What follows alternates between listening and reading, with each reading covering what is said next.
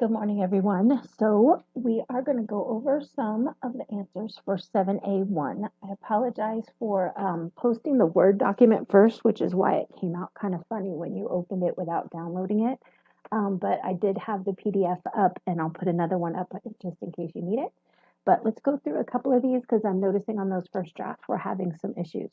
So if we take a look at this one, it says x is greater than or equal to 3. So if I wanted to do a graph, which it didn't ask me to, that means that I would have a closed circle at 3, and I would shade it to the right, saying all the values that are greater than 3. So a closed circle means that we're going to have a closed bracket at the beginning with a 3, and then it's going to infinity. And since infinity is an idea and not a number, we're going to have an open parentheses at the end of that. And so then this one here, this one just says greater than 3. So instead of having a closed circle at 3, we would have an open circle at 3 shaded to the right. And so that means instead of having the closed bracket like we did here, we would have an open parenthesis at 3 heading to infinity. For C, it says x greater than or equal to 3 where x is an integer. So how that changes things, I'll do this little graph right here, is 3 is one of our options, but 3.5 is not, 3.25 is not, so the next option is 4, and then 5, etc. So because we can't fill in between the numbers, we can't do it with this interval notation. So like it says, we're going to have to write the set as a list. So the list is going to start with 3, and then go to 4, and then 5, and then we can say, and so on in that same pattern. And then this one right here, if I flipped it around, it's the same as saying x is greater than 3, which means it's identical to b. And so that's going to be an open circle at 3 going to positive infinity. All right, so then one that has two of them together, this one is saying for g that I have a closed circle at 3 and x is all the values below that. And then I'm going to have an open circle at -2 and all the values greater than that. And it has to be both at the same time. So do you see that where they intersect is going to be right about here between the two, the -2 and the 3. So that means that our red shaded area is going to start at -2, but because we have to be greater than -2, that's going to be open. And then we're going to finish at 3, and because it says less than or equal to 3, that means that we have a closed circle. All right, so heading down to the next section, it's asking us to explain the domain in words and then do it on the number line. So I'm going to do the number line first. Do we see that I have an open circle at -1, an open circle at 4, and we're shading everything in between? And so this is going to be all real numbers between -1 and 4.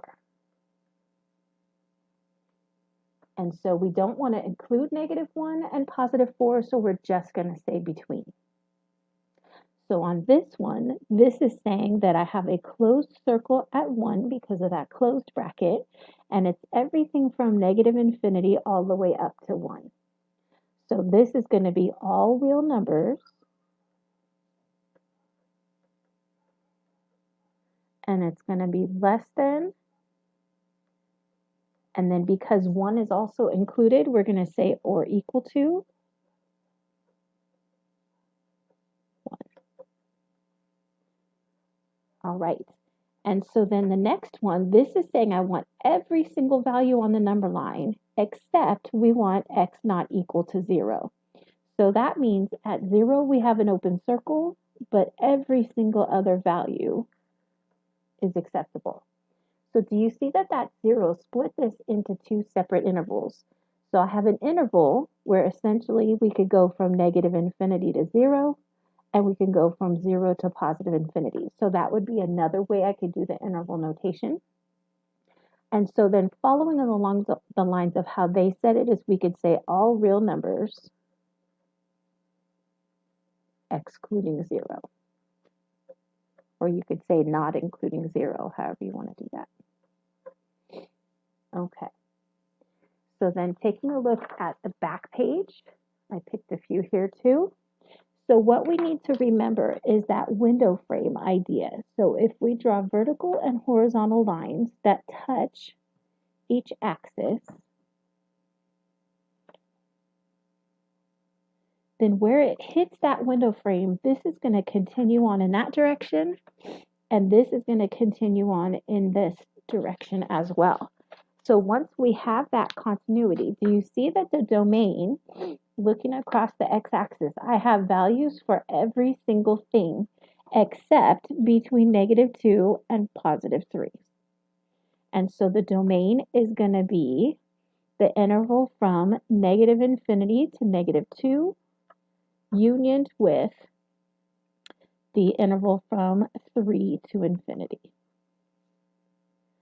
And then my range, as I look this way, do we see that we want to go from bottom to top. Do you see that over here, I have every value from -infinity until we hit +1.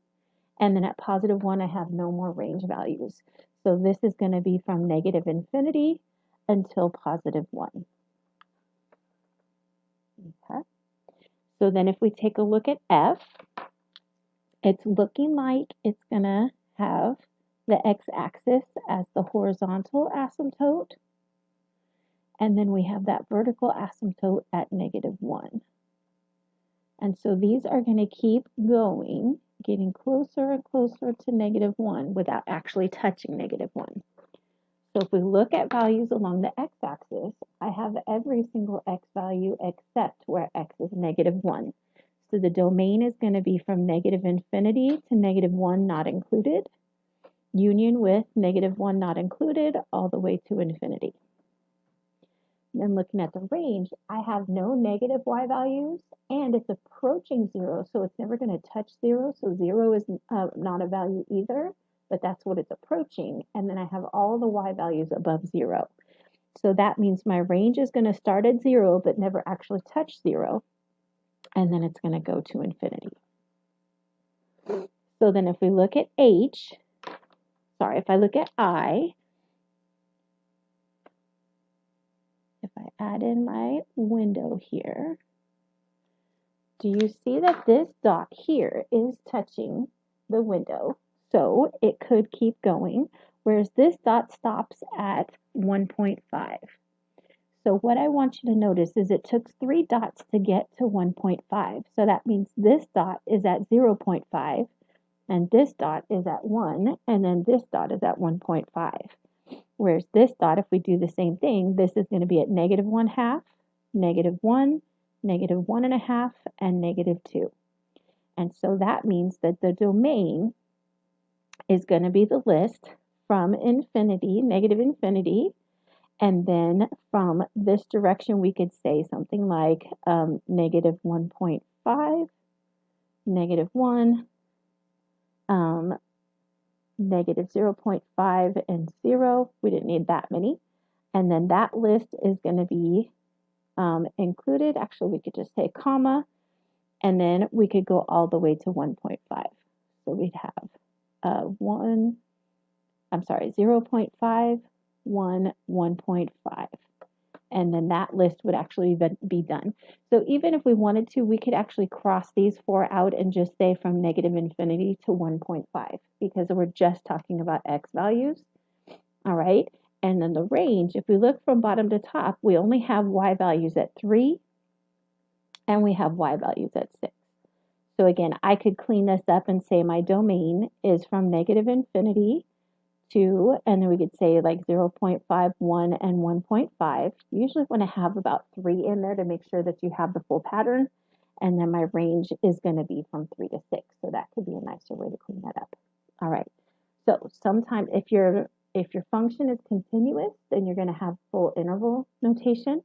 And if your function is not continuous, so in this case with the dots, then you're going to have to give me a list. So I will post this onto the assignment today, and then I will also post the fresh PDF. And so I would love to see your final draft by tomorrow. And if you're struggling with this, I'm going to have a Zoom appointment today at 4:30. I love you guys and I miss you.